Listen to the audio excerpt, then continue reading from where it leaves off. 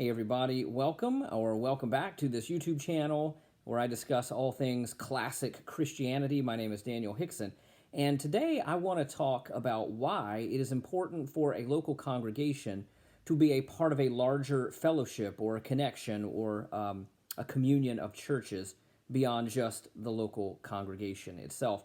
And I'm making this video in part for members of my own congregation to think about and chew on and discern around this question, but others, I know there are many others who watch this channel who are in a similar situation. We had a number of, I think almost 8,000 congregations leave the United Methodist Church over the last couple of years, and many of those congregations have joined other bodies.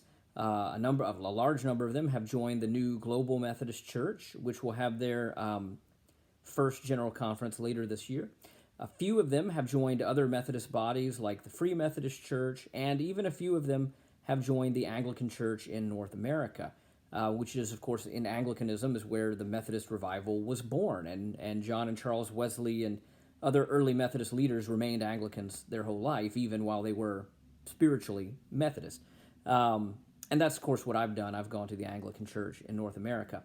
So I'm making this video kind of for Methodists who have left the UMC, who are still independent, who haven't decided where they want to land, or even if they want to land anywhere else. And I want to make the case, I believe it is both for spiritual and theological reasons and practical reasons, it is the best way forward for your future to join a larger fellowship or a larger church, a larger communion.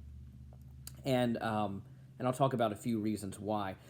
To some extent, this video is going to overlap a little bit with the video I did about a month ago or 6 weeks ago called "Why Have Bishops?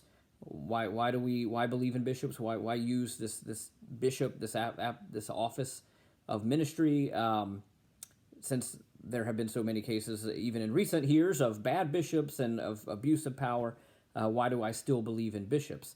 And so I encourage you to go back and watch that video because it will cover some of the same ground. And as I say in that video, whatever fellowship or communion or denomination you join, I think it should be one that has some form of episcopacy, of episcopal oversight, whether or not they use the word bishop, for the reasons that I explain in that video.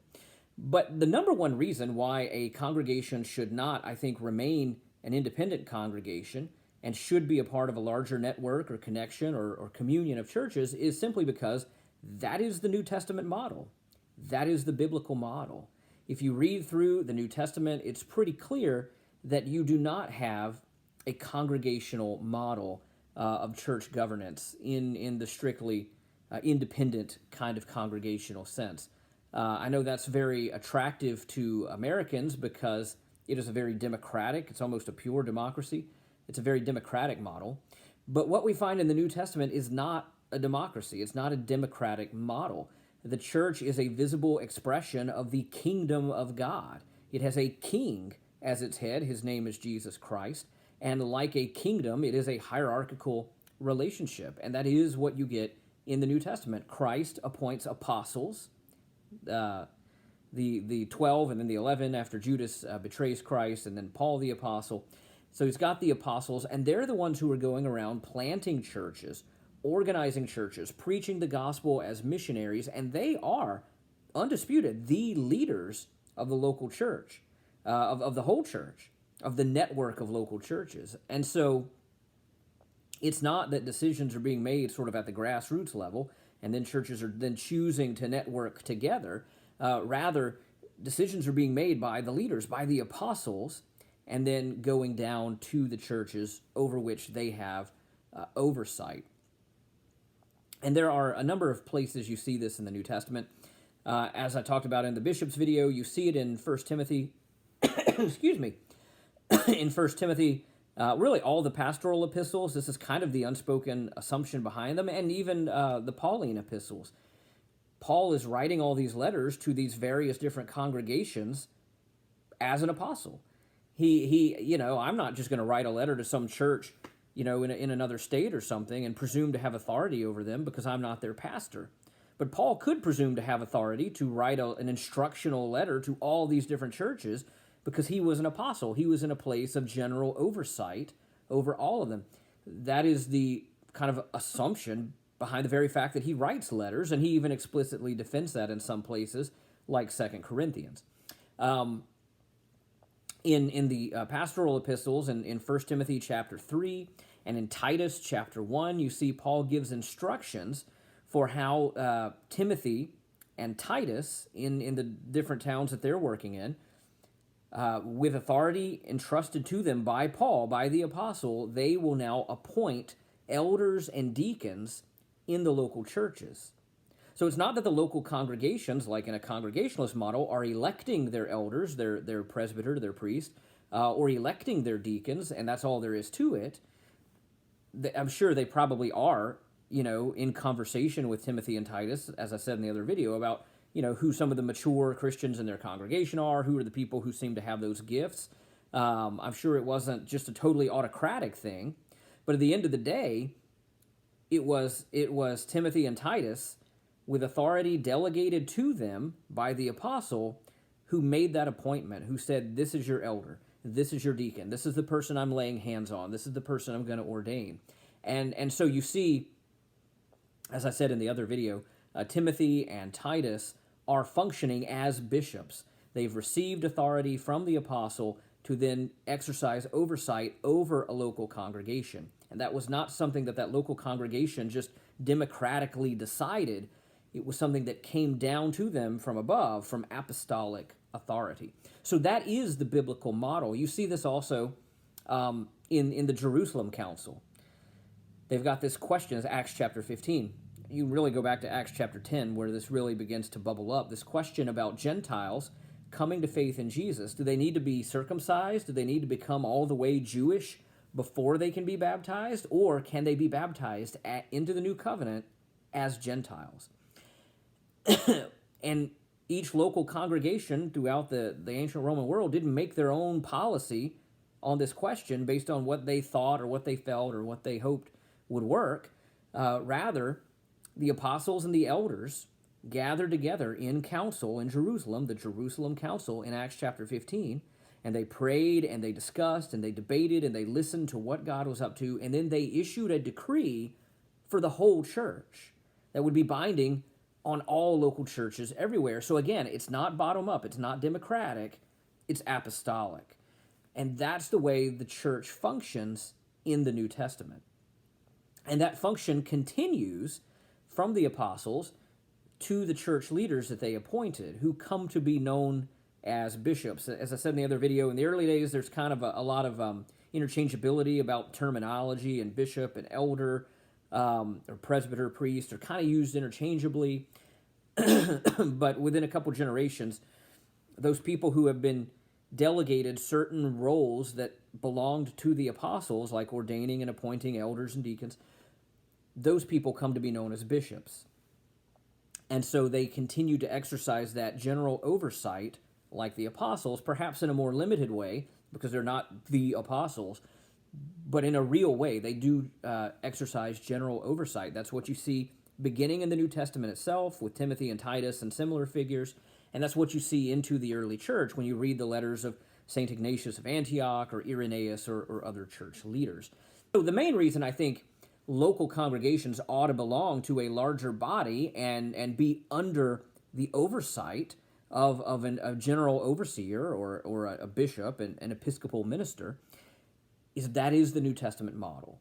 And again, it's not that, as I said in the other video, it's not that God won't bless and use churches if they don't have that kind of polity, if they don't have that kind of governance, they're just going to be cut off from Christ. I don't believe that. But they are missing out on the gifts that God intends to give them. They are going to be missing some of the fullness of what they could be if their church was functioning closer to the New Testament model. And I think that really is important. So it's the biblical model to have general apostolic oversight, and that these apostolic overseers, these bishops, these episcopal ministers, are involved in the appointment of clergy, presbyters, deacons, in the local churches. Now, there are different ways that could work. In the United Methodist system, the bishop basically told a local church, here's your pastor. and made an assignment. I think that's the way the Roman Catholics do it as well. In some other church bodies that do have bishops, I believe certainly Anglicanism works like this. I believe some Lutheran groups work like this. A local congregation calls a minister, but then it's up to that bishop to approve and appoint that person. And so the bishop kind of has a veto power. So there are different ways that involvement can play out, but the episcopal oversight is involved in the appointment of clergy in local churches. The other thing we see in the Bible is that churches have an organic relationship with other churches in other places and other towns. They're connected. They have the same apostle in many cases, traveling around to different churches, talking to different people, and networking people together from one church to another, and they have this organic connection. They're not just all off on their own, operating independently. They are organically connected to others as a visible expression of the unity of Christ's body beyond one town, beyond one place. And that's something, of course, you miss out on in a congregationalist or purely independent kind of body or structure.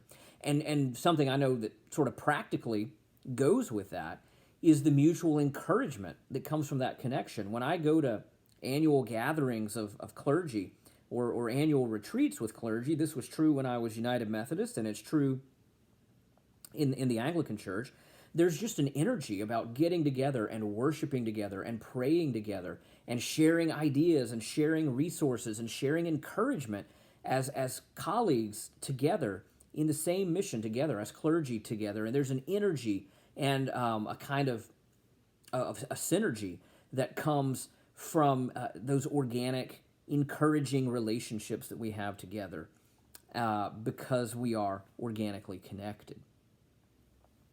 Another benefit that I've kind of already hit on is when a question arises, a new situation or a new moral quandary that the church has not really dealt with before, you don't have every church just kind of trying to make their own way in a kind of a democratic way, but you've got real teaching oversight to try to keep all the church on the same page so that you've got a united front, so that you're speaking with a common voice to the world that we're trying to reach with the gospel. And so you see that with councils and assemblies and synods and stuff all through church history. And certainly you see that in groups like the Anglican Church North America, like the Global Methodist Church, where there will be decision-making bodies that say, okay, here's a controversial issue, and here's how we're going to approach it. We're going to take this path, not that path. Or we think this is a secondary matter, and different congregations can do different things. That kind of teaching authority, where we're all on kind of the same page, strengthens our witness to the church, to the world, and to the church, because we're not speaking in a whole bunch of different voices in a whole bunch of different directions. There's a continuity of proclamation, because we're under a consistent teaching authority. That's really important. In a very practical way, out of those organic connections that you have with other congregations all over a region or a country, you share ministry together based on those connectional relationships, based on that mutual fellowship or that intercommunion that you have across a broad geographical area. And so you can share, in practical terms, you can share a youth camp or a campus ministry or a disaster response ministry. It's not each church kind of saying, well, what are we going to do about this? And let's see if we can find some way to address this need that we see. We've got built-in partnerships that allow us to do that ministry effectively that a single congregation, unless it was a very large, probably wouldn't be able to do or do very well. And so you extend the reach of your ministry beyond the local level, beyond the local church, and you're able to do effective ministry in different ways that you simply couldn't do by yourself. And again, that's a biblical model, right? Jesus tells the apostles, you're going to be my witnesses in Jerusalem, Judea, and Samaria, and unto the ends of the earth. Like, your ministry is not supposed to stay just in one town. It is supposed to reach out beyond that. You see this when In 2 Corinthians chapter 8 and 9, for example, St. Paul the Apostle is taking up a collection in churches like in Macedonia, here in Corinth. He's taking up a collection for the relief of the saints, of the brothers and sisters in Christ in the church in Jerusalem. And so there's a missional need in Jerusalem, in the Middle East, and these churches in Greece and Macedonia are able to respond to that. And part of the reason they're able to respond to that is they're all networked together through their apostle. It's Paul who's kind of going around to the different churches making this thing happen. This collection he's taking up and seeing that it gets there. So he's overseeing this connected ministry between these local churches that might never have happened if he were not in that place kind of with a bird's eye view of what's going on regionally in the whole church. And so you see how churches can benefit from that, and in terms of receiving resources from beyond the local level, but also sharing resources beyond their own local level in that biblical way of reaching out to Judea and Samaria and to the ends of the earth, as Jesus teaches us to do. For Methodist and Wesleyan congregations, being connectional, being connected to a larger fellowship has always been a part of our history. Different Methodist churches and individual congregations, if they've been around long enough, they may have been through several denominational splits and reunions and mergers and things like that. But through all of that, right back to their founding, and this is true of my local church, they were always connected with a larger body, with a society or a conference or a connection or denomination, and it was the larger group that planted the local church or helped to organize it and get it going and established. And so that's always been a part of our character. In a way, to be an independent Methodist is really, let's just say, historically unprecedented. How about that? Or unusual. Some would say un-Methodist even, but it certainly is not the way we've historically been organized. Certainly, as I mentioned, there are practical benefits to that in terms of providing resources for one another. Think about not only like youth camps and, excuse me, things like that, men's retreats, women's retreats, prison ministry, sharing in seminaries, supporting seminaries that are going to train up new clergy. You got a young person in your congregation who says, I feel called. Where should I go to school? Where should I go to seminary? Are you just going to go, well, I kind of heard about this place in Texas that might be good? Or do you have an organic connection with somebody, with a school, with a seminary, where you can say this is a good place to go that we believe in? So you're providing resources, you're receiving resources. In many ways, of course, there's so many resources you could start to name in terms of internet-based resources and teaching resources and curricula, all kinds of things. And of course, a huge resource that's going to become a pressing issue, it already is for some congregations that have left the United Methodist Church, it will eventually become a pressing issue for others, and that is, where do you get your pastor? And where do you get a pastor who's a good fit for the character and the theological traditions of your congregation? It is difficult right now for churches across the board in America to get clergy. But certainly if you're off by yourself, you don't have those built-in networks, and you have to kind of beat the bushes and say, like, where can we find somebody? And you know, you're probably in that situation going to feel pressure to be like, well, Charlie's uncle over here, he went to Bible college a couple of years in some other denomination, and he's willing to do it. Maybe we should just take him because we can't find anything else. If you're part of a larger fellowship, if you're part of a larger communion with oversight and episcopal leadership in terms of your bishop, you're going to have a built-in network. You're going to have people beyond the local level who are helping you find a pastor who's a good fit for you. And that's huge. And of course, you'll have those seminaries that are training up new pastors that are going to be theologically compatible with your congregation. And so I think that's a huge one. One of the things I'm really concerned about, and I've already heard at least like 2 or 3 specific examples where this has already begun to happen, even though Churches have only been out of the UMC for a year or two, or maybe 3 years at most. Is that whatever the kind of religious landscape of your local area is, if you don't join a larger fellowship, if you try to stay independent, I think kind of by osmosis, it might take a few decades, but I think you're going to become just more and more and more like whatever the religious landscape of your community is. So if 90% of the churches in your area are Baptist, you're probably over time, if you're not part of a larger fellowship, you're probably over time gonna kind of become Baptist by osmosis. And I love my Baptist brothers and sisters, but we have some theological distinctives that are different. We are sacramental. We baptize babies. We use liturgy, and we have an understanding of the real presence of Christ in the Lord's Supper, and a certain way we go about local church administration that is just different. And if you want to preserve that unique witness, especially if a lot of the churches in your area are of different traditions, the path of least resistance is just going to kind of to become like what everyone around you is doing. And especially when you start looking for pastors, and you're probably only looking in a kind of a local area anyway, if you're not connected to a larger body, I think you're going to lose your distinctives over time, and your distinctive sacramental witness. And I think that would be a shame. And so, because I am a Wesleyan, and I really believe that this stuff is true, and we need to proclaim it and practice it with clarity. So I think the Anglican Church in North America actually is a good place to do that, even though it doesn't have Methodist in the name. It is where the Methodists got their start and where they came from.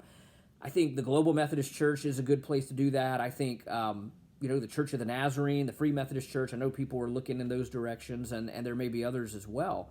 But I do think it's important to have that larger fellowship that can help you stay grounded and to stay connected in and reflective of the larger universal church, to really reflect that Catholicity in the local level. I think it's so important, not to be trying to be out on your own, but to be walking in fellowship and in mutual encouragement and under episcopal oversight from a godly bishop, from a godly leader. So that's kind of the case on that, and I hope that makes sense to people. If you like this video, I hope you'll share it with others. And if you have questions or comments or pushback or whatever, you can put all that in the comments down below on YouTube.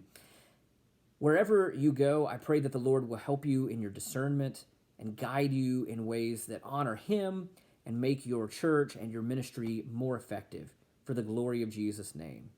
Amen.